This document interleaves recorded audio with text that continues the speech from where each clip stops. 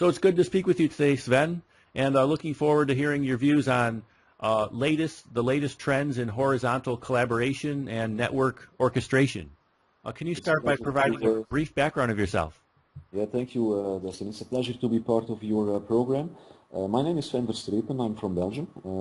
My office is in Antwerp, and I co-founded a company called TRI-VIZOR 5 years ago. We are a spin-off company of the University of Antwerp in Belgium, and we are specialized in facilitating what is called horizontal collaboration, and this is the creation of synergies and economies of scale and economies of scope across multiple supply chains or multiple supply networks. So it's really extending collaboration outside of the company, looking across the wall and looking into other companies as well. And this is what is called horizontal collaboration, and we have been specializing in this topic. We actually even co-invented it as a business concept 5 years ago, and we've been applying it ever since. And can you talk more about what exactly is horizontal collaboration and network orchestration? Absolutely.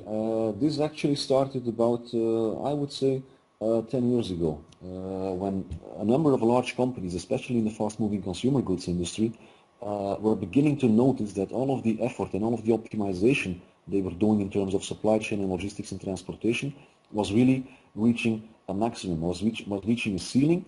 And by integrating vertically, by eliminating waste in their supply chain, in a vertical supply chain, so in the relationships with customers and with suppliers, they actually came a long way since the early 90s in implementing ERP packages or integrating customers and suppliers to their systems, doing things like vendor managed inventory, inventory optimization, sharing inventories across multiple players to increase service levels to customers and to reduce inventory levels. But at some point, these companies were all starting to notice that they were having a fundamental problem in their transportation.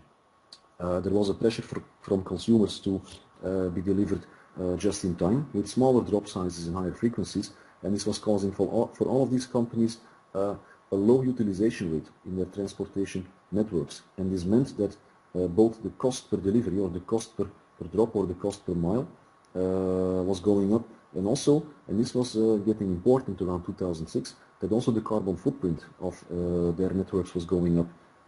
And there was not a lot these companies could do about that, but look outside towards other companies and start looking at sharing supply chain capacity and transportation capacity across their networks and really starting to collaborate not only vertically but also horizontally outside of their own company.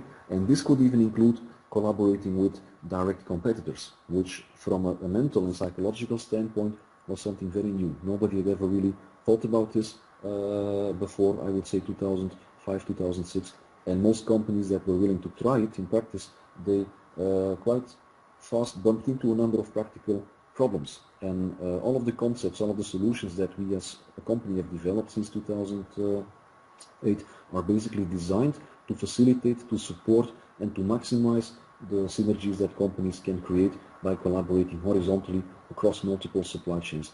This was the starting point, and quite a number of large companies have successfully applied this in practice. Companies like Baxter Healthcare, companies like Procter & Gamble, companies like PepsiCo, Heineken, Unilever, they are all starting to look at sharing transport capacity across multiple companies in what is called the community, but to scale this up to the level whereby this can be controlled on a larger scale by a control tower, so that the entire network is starting to create synergies instead of one single trade lane or transportation lane. This we call network orchestration. So they are both very much related. Horizontal collaboration is looking for synergy across multiple supply chains, and network orchestration is really the application in practice of this concept on a very high scale, steering entire networks to maximize the synergy with other supply chains and other networks. And can you talk about why is this important? Absolutely. This is important for a number of reasons, and I will start by giving a bit the European background, but this also relates to what is happening at the moment in other markets across the world. In Europe, and this was especially the case before the economic crisis of 2008, the financial crisis, quite a lot of companies, especially in the business-to-consumer sector, were starting to look at sustainability and carbon footprint as a very important new dimension in the organization of their supply chains and transportation networks. And this meant, for example, that especially in Europe, where there's a lot of congestion on the roads, that things like multimodal transportation, transport via railway or via barge or short sea shipping, that this was becoming very important. Now, to successfully organize multimodal shipping, you need quite a lot of freight volume. And there's very few companies, even the very large ones, that have enough internal freight volume to fill a train or to fill a short sea ship or to fill a barge. And this led these companies to reach out to one another and to say, well, why don't we fill a train together? Why don't we share capacity? Why don't we procure transport capacity together, and we will fill this train capacity, for example, with both of our goods, both of our products.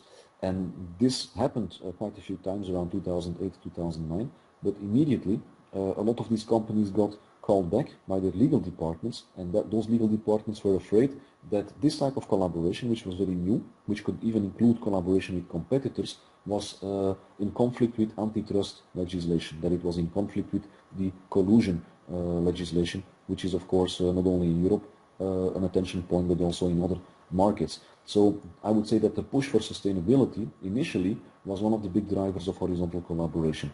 Now at the same time, companies that successfully applied the concept in practice also noticed that this was generating significant cost reductions. Typically when you talk about a successful horizontal collaboration community, you talk about cost reductions per transport kilometer or per drop of more than 10% at the same time as carbon footprint reductions of 20, sometimes even 30% and more. So these are very, very significant numbers which cannot be achieved by, I would say, internal or vertical supply chain optimization.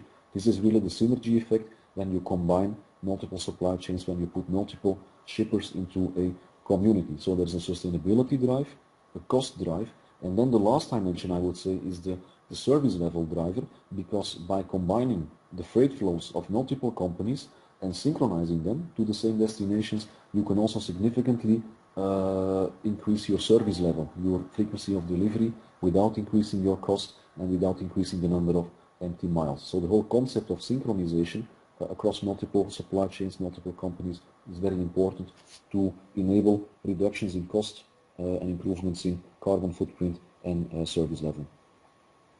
How is this done effectively? Well, to put this into practice, because the idea is quite simple actually, but to put this into practice you need a number of, I would say, new elements in the supply chain organization, new concepts in supply chain management, and one fundamental concept which has been developed quite thoroughly in the meantime in the past 3-4 years in Europe is the concept of the neutral trustee.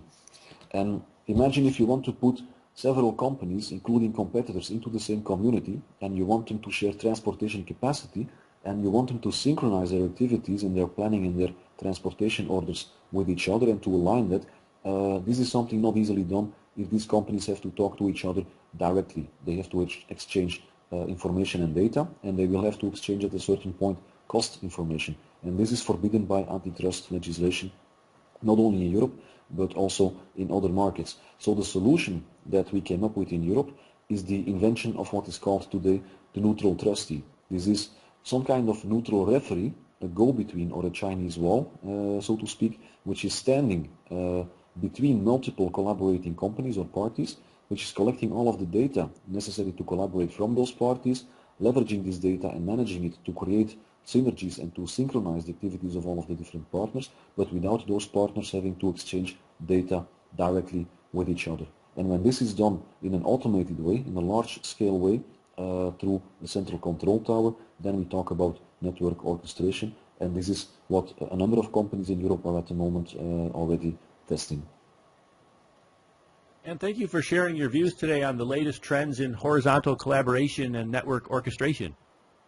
You're welcome. It was my pleasure, and we're hoping that we will see a lot more of this concept in practice in the coming years, both in Europe and in the US. Thank you. Thanks, Dustin.